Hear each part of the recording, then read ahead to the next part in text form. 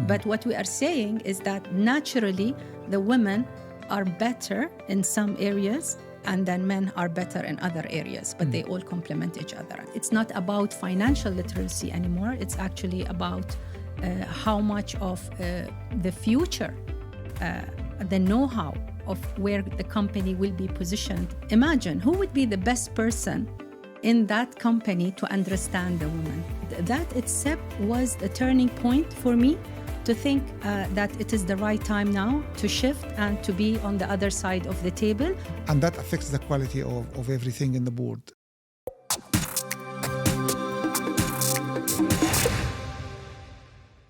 Welcome to today's episode of Voices Over Governance. It's a podcast series by Hawkamah where we discuss key governance topics with experts and practitioners in the field. I am Dr. Ashraf Gamaleldin. I'm the CEO of Hawkamah.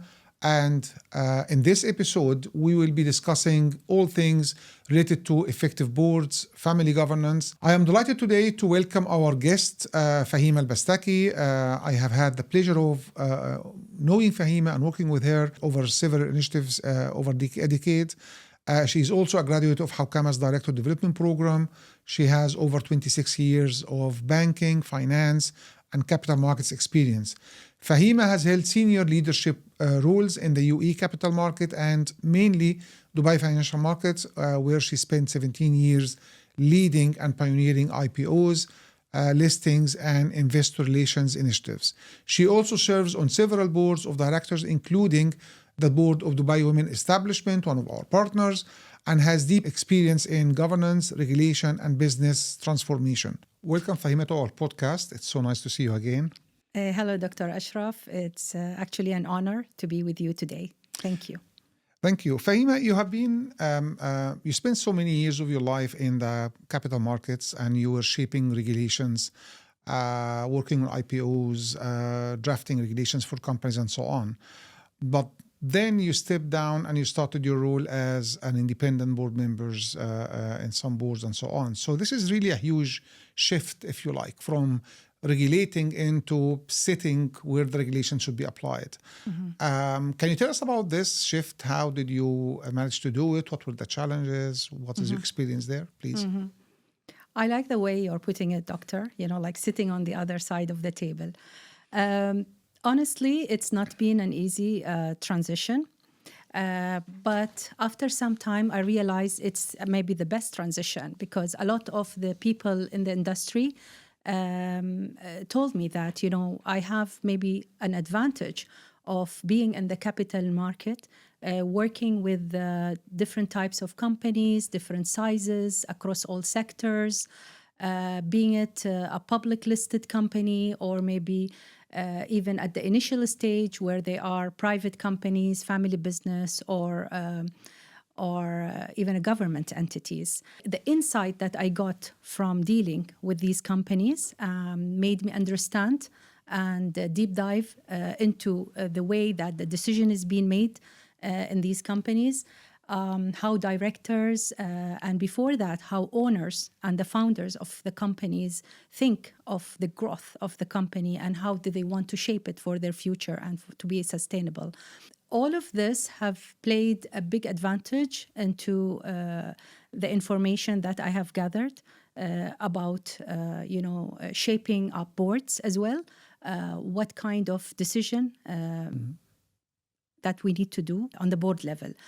So I guess that is one part, but I can say that I have also been lucky in a very early stage when I joined the capital markets, Dubai financial market, and as early as 2004.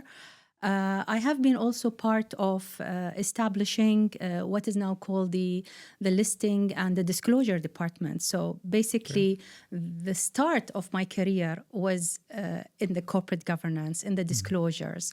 And I think my love for this subject, or, the passion that I have for the regulations and for the disclosures and, corporate governance, it all started also when I actually started that. I remember very well that we shaped regulations, actually guidelines and policies within the market based on the regulators, of course, the main regulation. And I think all of this have added again to the level of the understanding and the knowledge that I have in terms of the corporate governance and how the shareholders, which is on the other side of the table, think about the company. The other step was when I actually I was engaged into the investor relation activities where we wanted to become of an international standard where institutional investors internationally or top funds worldwide look at certain criterias in companies, specifically on corporate governance, and they make their decision matrix based on that. So that was there. On the other side, and you remember very well, I have done the Director Development Program in 2016, where I graduated from also the Women on Board program, which is the first one. Yeah. And I got the certification at that time. I also did another certification, which is the international one, recently. Also, it's a certified director from IOD in London.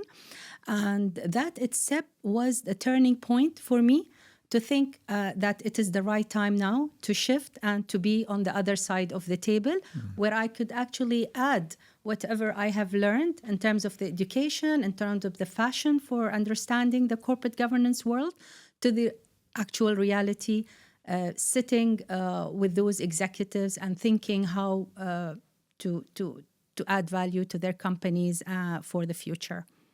Well, that's actually a very interesting angle, I have to say, because you talk about institutional investors, and we deal a lot with companies and investors, and they ask us lots of questions and so on. And what we realize is a lot of their questions focus, as you mentioned, on governance, but mainly on the board of directors. True.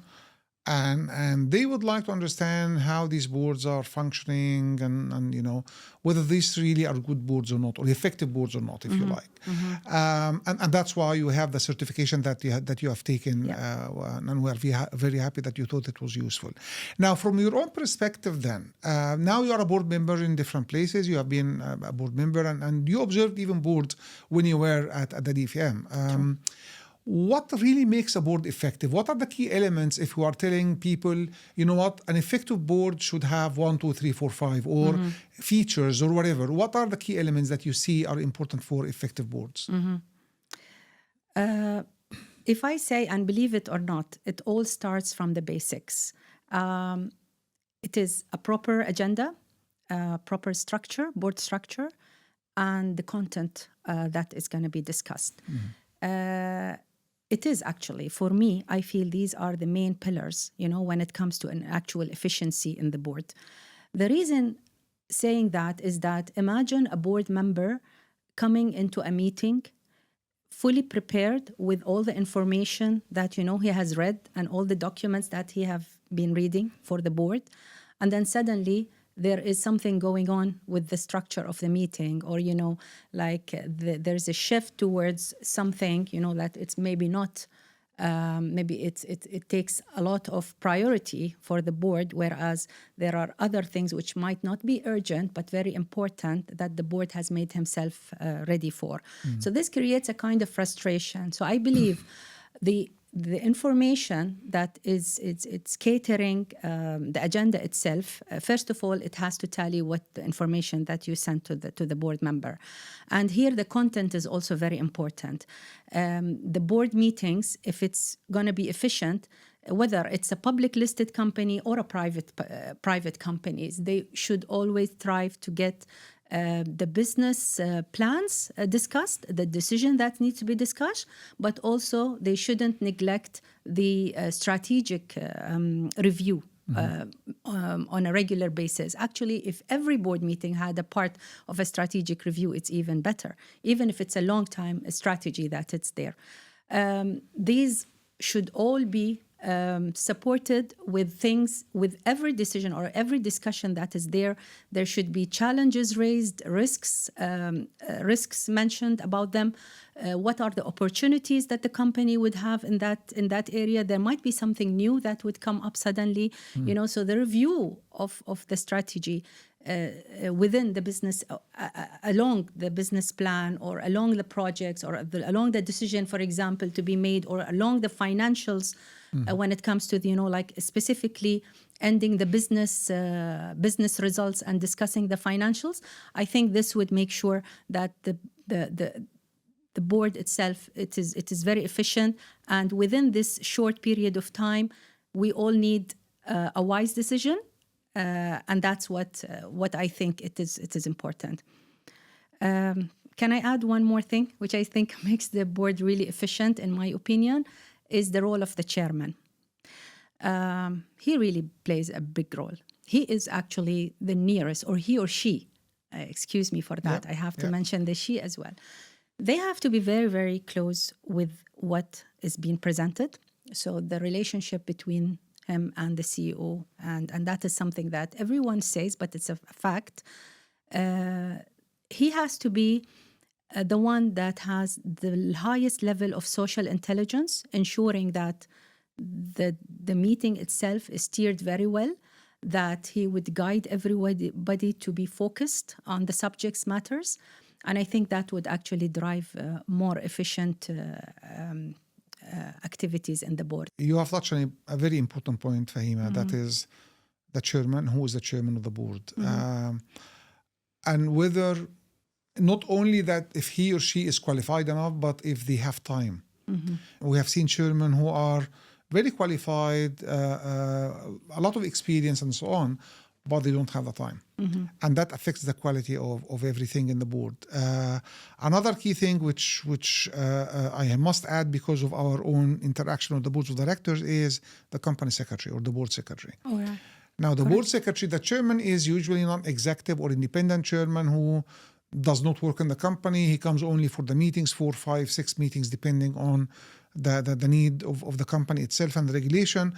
But the company secretary is the one who is really following up on lots of things. And we have seen very high quality board secretaries here, and we could see that on the board and what is the board discussing and so on. So even what you mentioned, which is the agenda of the board, for example, the company secretary, if he or she is good, they would identify that some of these issues are operational issues. They should not be on the agenda. They have to be taken out. They will identify that this number of topics on the agenda, it's too much. It will never be finished in 2 hours. This will take 5 hours. And so they will be feeding back the chairman saying, Mr. Chairman, if we have the agenda like this, the meeting will take 6 or 7 hours, and there's no way you can do this. Sure. So we need to make it, shorter or something like this. Sure. So the board secretary and he or she is the one to follow up with the management on the reports, making sure that the reports up to the standards of the board. Okay. Because the board will ask for some information, the CEO will prepare something, and the company secretary can say, that's not what the board asked for. You need to do this differently. Because this really will affect the quality and the use of the time of the board. And instead of the board getting information which is not what they asked for, and then they ask the CEO to do this again, she will do that, beforehand. So the package of the board will be really very concise, very specific one. Yeah. But one of the issues I think which I wanted to discuss with you is I know that you have done a lot of things on gender diversity. You are a board member at the Dubai Women Establishment, and you had lots of activities there. From our perspective as Hawkamah, when we started this more than 15 years ago, the idea of gender diversity, we had some pushback from some of the women about the concept of quotas and that's, it shouldn't go like this, and you should only have qualified people regardless of their gender and so on. I want to get your input on the gender diversity on the boards, if that's important in your opinion or not. If yes, then why it's important, and then what is the status, what's happening now in the UAE, and what else can be done so that we can improve on this file? You're right, Dr. Ashraf. I think if the people would think about having women on board, it's a matter of compliance, or it's a matter of gender only, then that myth will always remain and forever. I think the idea is not the number of the people we get in, it's actually the quality of this one. And I believe there is a big shift in that. Yes, definitely the resolution of having at least one woman on board that came up in the UAE helped massively. Like we've seen an impressive numbers when it comes to, like assigning those women on the board. And we've seen the numbers very well. And a lot of them are very competent, honestly, in their specific fields. I mean, I have seen sectors like utilities, like, petrol and gas, health sector. I think they are the highest also. The financial sector as well. The Banking financial sector as banking well. Yeah, sector, the financial sector as well has always been there. I think, but I have also seen, not only in public listed companies because of the compliance, I've also seen, maybe after actually I left working directly in the capital market, because I've been seeing the private sector as well, is that there is a lot of interest to get qualified women on board of companies for specific reasons, and I would mention them now. One of the top reasons, especially if it's a financial institution, because they do care about investing on the other side. I mean, looking at it from a board point of view, but also taking care of the women as part of the United Nations SDG goal, number 5. Financial institutions are looking into investing in education, in children, in anything to do with entrepreneurial of these women and financial literacy of these women, because they are building a long-term economy that would actually come in a longer term. For them, imagine who would be the best person in that company to understand the woman or this shift that's happening. That would be another woman. So I believe assigning or putting a woman who can understand the world of future of education, future of health, how women entrepreneur is going to develop and add to the economy, I think women would be doing a great job there. See, women has a lot, I mean, we can speak about their specializations. I have seen a lot of women that go into specific specializations because they want to stand out, They really want to prove that they're the best.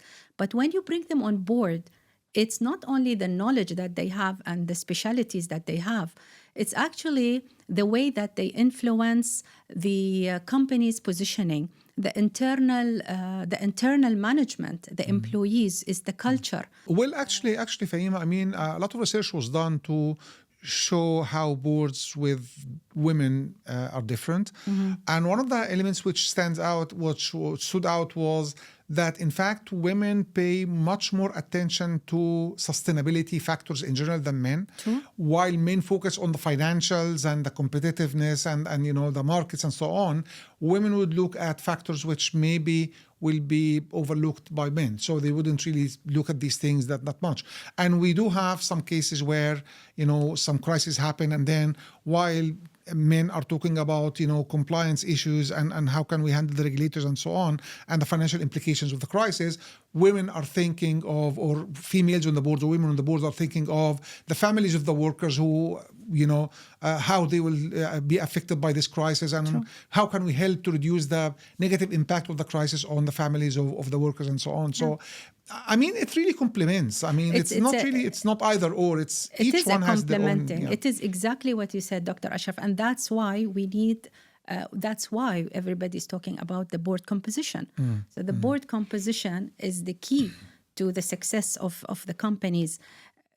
Women can also think financially, but as you said, when it comes to reputational risk or crisis, then crisis leadership could come very much strong from the women's side.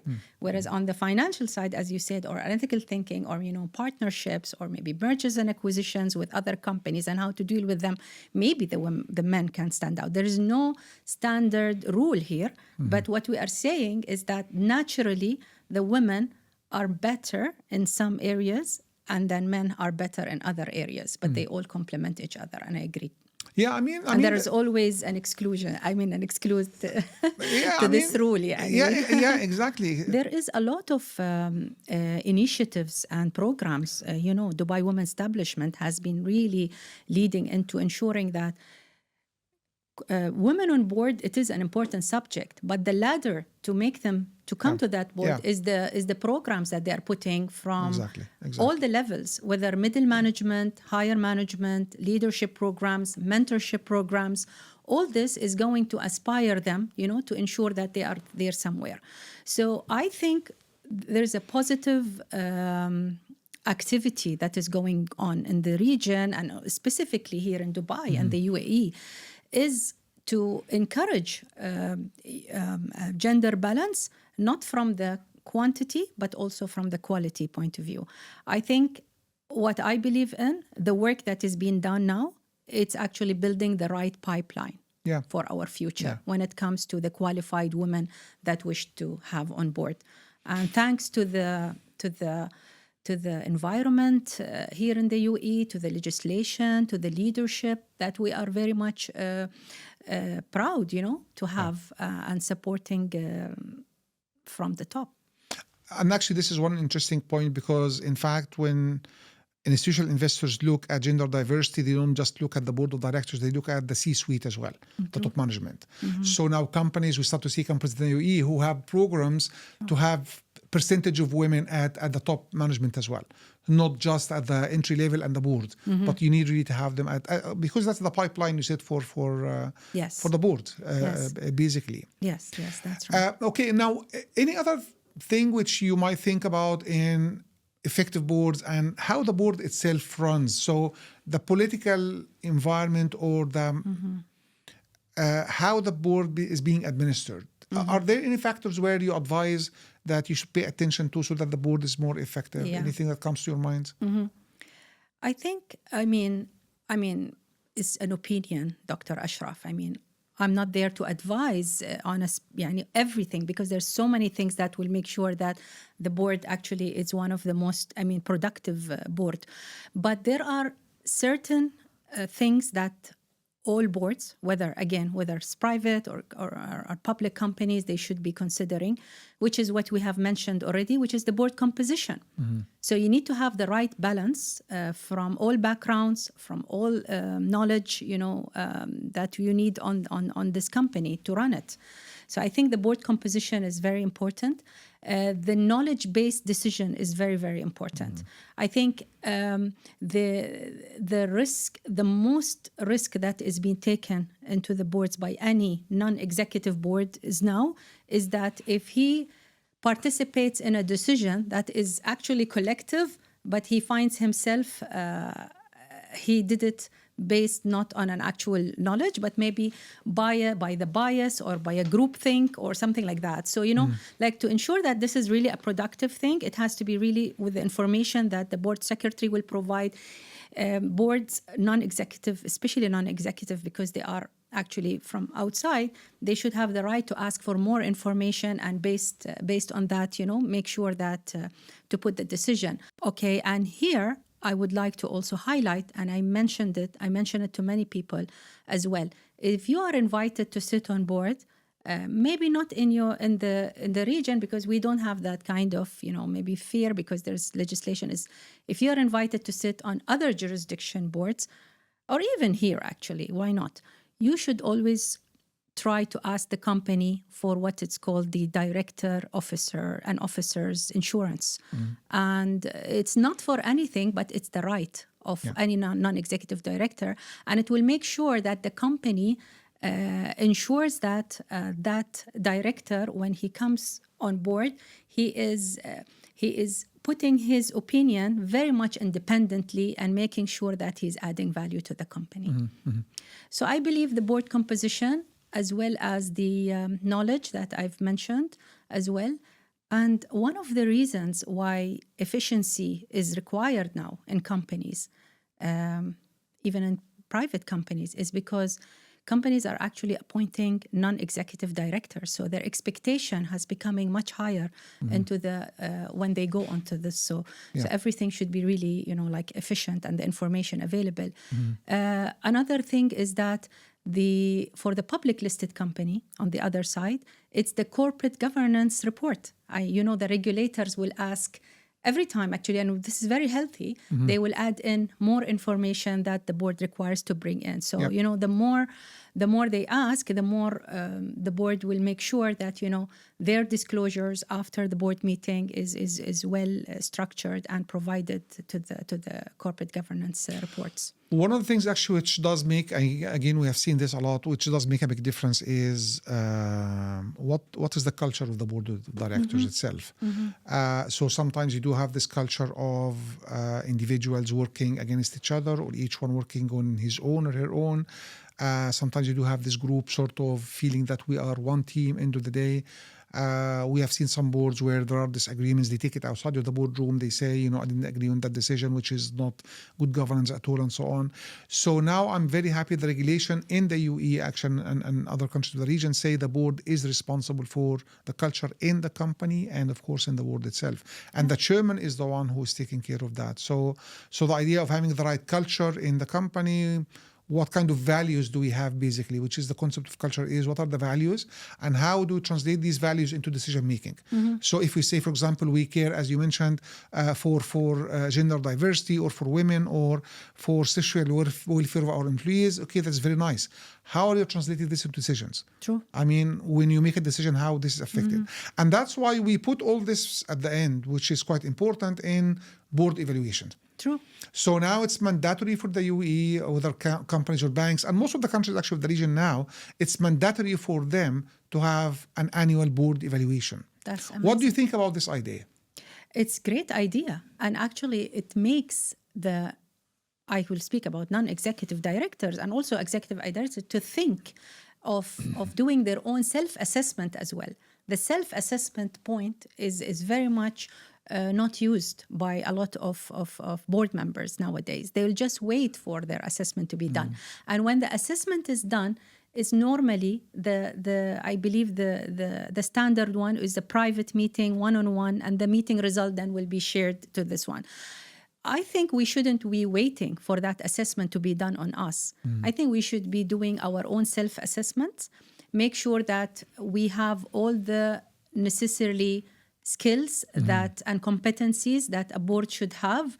It's not only based on knowledge, but also based on what you are bringing to the table, and and ensuring that there is enough cohesion within the board members, and how you listen to the others, and you add the information that you wish to add, and help the decision making become much easier and smoother. That's correct. That's correct. My opinion in terms of the board assessment, I think it's definitely a plus. Actually, it's really required, and we shouldn't be shy away from apologizing from a board member, for example, and saying that we would like to bring in somebody who has, for example, expertise in AI, in sustainability. It's not about financial literacy anymore. It's actually about how much of the future, the know-how of where the company will be positioned could be something that we really require. Yeah. Actually, we call that the skills matrix for the board members, which is something we also do lots of companies. And it's very interesting because, as you mentioned, there are certain areas where boards identify as important areas for us to have experience in, but they don't have anybody on the board who has this kind of experience, which is very good. So they reflect upon their own skills and knowledge, and they say, we need somebody who has, as you mentioned, maybe AI, sustainability, whatever, strategic, international strategy, whatever it is. Doctor, on this point exactly, I want to give you an example. And I've been telling this actually. I'm telling to myself, but also I mention it to others. I mean, when I give that, especially, people who I mentor, I have some people that I mentor. I sit with them. I tell them that when I sit with you, the new generation, I get a lot of knowledge. So don't miss that point. You have to sit with the new generation. Don't wait for it, okay, I might be a financial capable in finance, or for example, I love audit, I like to do risk, I'm part of all these committees, but why not to go and meet people who are intellectual, that understands the AI, the world of the AI, that understand, like ESG, and I've done it myself. Actually, I've been meeting almost 10 people in the technology sector. Wow. And that was a target that I put for myself, so that when I enter And there was opportunities for technological-based companies. So I thought, I have to be also ready. I can't just go in a company because of my financial knowledge and my audit and my risk analysis. How do family businesses here in the UAE approach the idea of board composition, for example, or governance at large? We've seen a lot of family business in the region has gone into the family charter, we call it here in the UAE. And who is held accountable to whom, basically? Yeah. The family businesses are majority in our region. That person, if he sits on both boards, he should know the difference. When I sit with you, the new generation, I get a lot of knowledge. Now, one of the sensitive topics in the region is family-owned businesses. Now, it's a global thing, by the way, which is they are maybe 80 to 90% of economies, globally speaking, even in the US, even in Europe, it's everywhere. But I think the governance for family-owned businesses is a little bit sensitive, if you like. And when we talk to companies of that kind, you feel that there is some sort of resistance in the air. Yes, true. Now, based on your own experience, interactions with family businesses, which I know that you have been interacting with them a lot, how do family businesses here in the UAE approach the idea of board composition, for example, or governance at large, if you like? I think it hasn't been easy. I mean, it's not easy for a family business that's been running for generations, even if it's the first or the second generation, but they are very much centralized when it comes to decision making, to accept that, there will be somebody else, joining them on board. So, and the idea of a board composition, or, like I change the structure that my company is actually at, to ensure that it is formulated in a way, it could be something that could have a kind of resistance at the beginning. But I recall at the time when I was actually involved in the capital markets, meeting companies, and I remember that was in 2009, 2010, when we started this meeting companies, leading companies in the UAE. Majority of these companies, founders were actually family members. They were family owners. And the results that we got is that the two major component, or, the desire that they want to become a better company, not necessarily they go public, they might have the consideration for the future, was the succession planning and was the expansion. It wasn't about, accessing cash, or, for example, getting more other things, that just marketing or being familiar, or, getting investors at that point of time.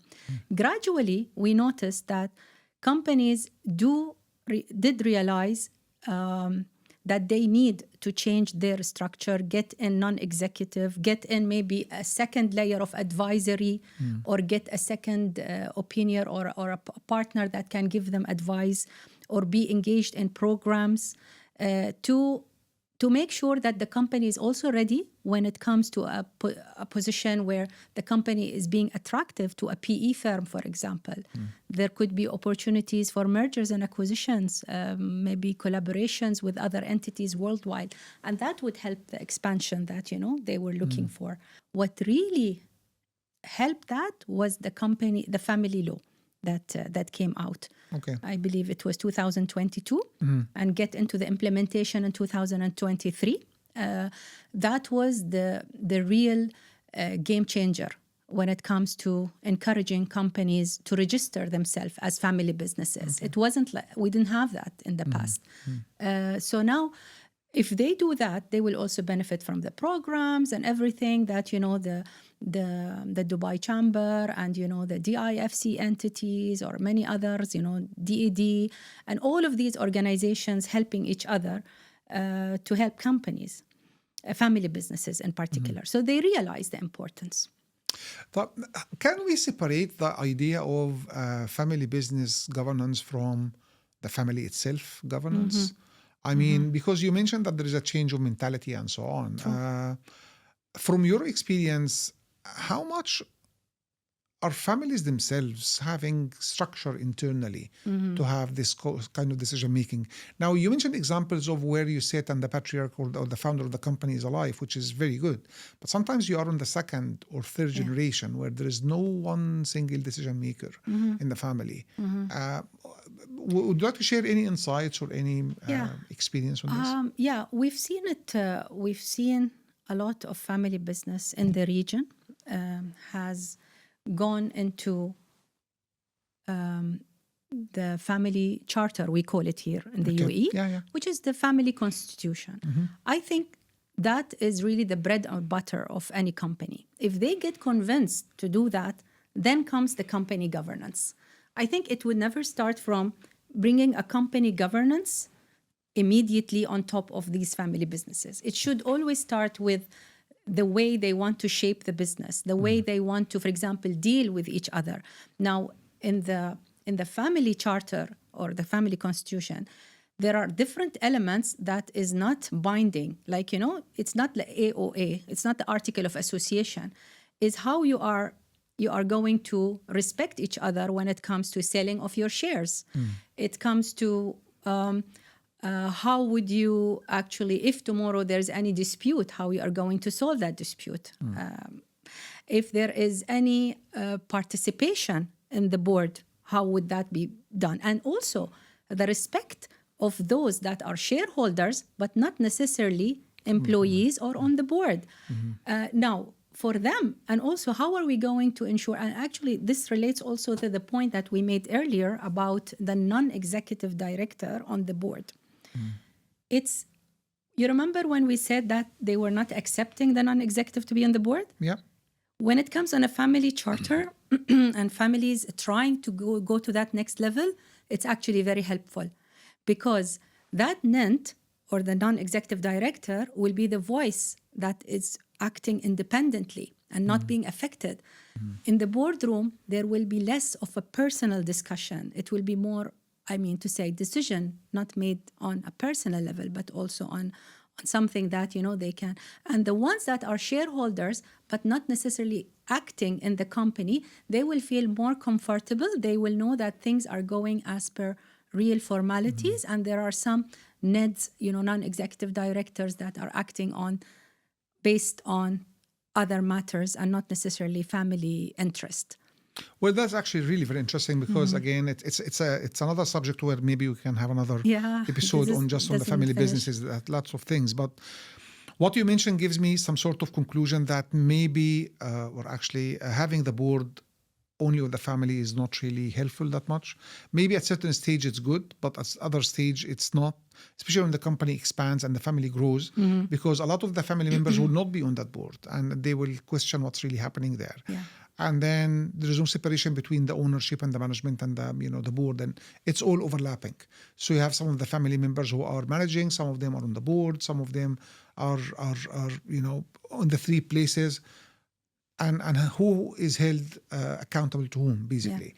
Who can judge whom in this case? If you are a family member, so you own the shares and you are on the board and you are managing, if something goes wrong, who will punish you? Who will hold you responsible for what happened? It's really difficult. But as you mentioned, I think it's a very politically sensitive issue, and we have dealt with many families here in the region, in the UAE, and we could see that there are lots of sensitivities, if you like. However, in the long term, and that's why only maybe 7 or 8% of these families, they survive to the fourth generation. Most of them, they disappear. Simply because if you cannot come to an agreement, as you mentioned, to have a family constitution that will tell us how are we interacting with the company, how are we choosing our board members, how are we getting our financial information even about the company's performance, then eventually you'll have trouble. When the first generation is there, it's much easy.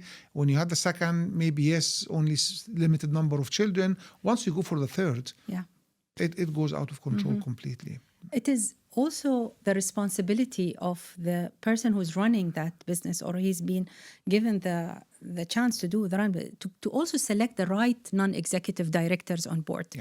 I mean, it's not like public listed company. Public listed companies, the non-executive director or the directors that's been assigned, the shareholders' interest when it comes, for example, to dividend distribution or to any other matter, they act totally different than when they are sitting on the board of family businesses, which is more close. So that person, if he sits on both boards, he should know the difference. He should have more of of the feeling that he is responsible for the family wealth, for the family protection, for the family reputation. So I think it's very, very important role that the family will play to choose the right person that will actually make himself supporting the family and not the vice versa. You know, like he's not thinking of his own interest, but the company's interest and what it should achieve. I really have a very positive feeling that the generation has become more wise. The institutions that are helping them, the government is putting a lot of changes and regulation to support. You know, you see the family law actually has put in some clauses that you cannot find in the company law. And that's what actually getting excited about. On top of that, we have free zones such as the IFC, for example, with the family offices and advisory. So that's also something that, you know, if a company does not want the direct involvement or you know, considering to go public or doing things, they can always depend on a third party where they can actually handhold their and they business. can create foundations or trust. I mean, there are lots of different tools which are available actually in Dubai and the UAE and the DIFC, of course, to support these. So the transformation, I've always believed all companies in the UAE, because they add a lot to the economy, they are the majority, the family businesses are majority in our region of their contribution to the GDP and also representation, employment. So I think it is very, very important that the sustainability of these companies are looked after by others and also by the family themselves. And they should understand that any changes that's happening in the family is for the sake of their benefit in the future. Thank you, Fahima, for your time, and thank you for the insights you share with us. I'd like to give you the chance to give us maybe a last comment or advice for people on how to make their boards effective, whether to talk about family businesses or listed companies.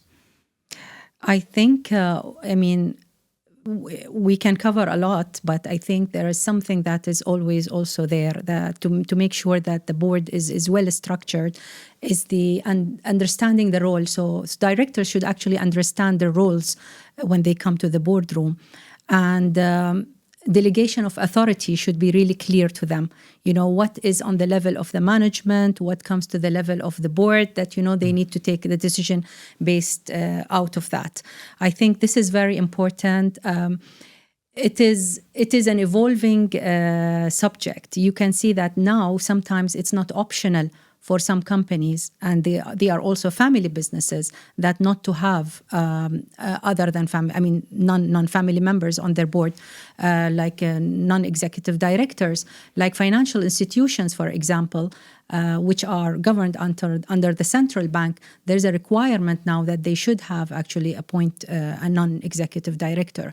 So gradually, this is going to be evolving. You will see a lot of changes that's happening in the industry, and I feel it is always for the better. And there are so many things that, you know, we could always talk about, you know, in terms of enhancement that goes on the board. But so far, I think all good. Thank you. So thank you so much, Fahima, for your contribution. Always interesting to listen to your insights. It's always educational for us, I have to admit. And I'd like also to thank our audience for being with us and watching. I hope that this session was useful, informative, and please follow us for the future podcasts where we get you experts, practitioners, so that we can all benefit from them.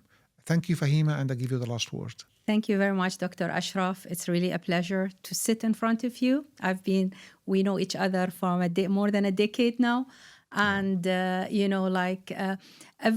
if you sit for as long as you want and talk about this topic, it is never ending topic. And I know that a lot also to come. So I hope that I have added some tips or values here. And, you know, I'm still learning as well. So thank you so much. Thank you, Fahima. Thank you, everyone. Thank you.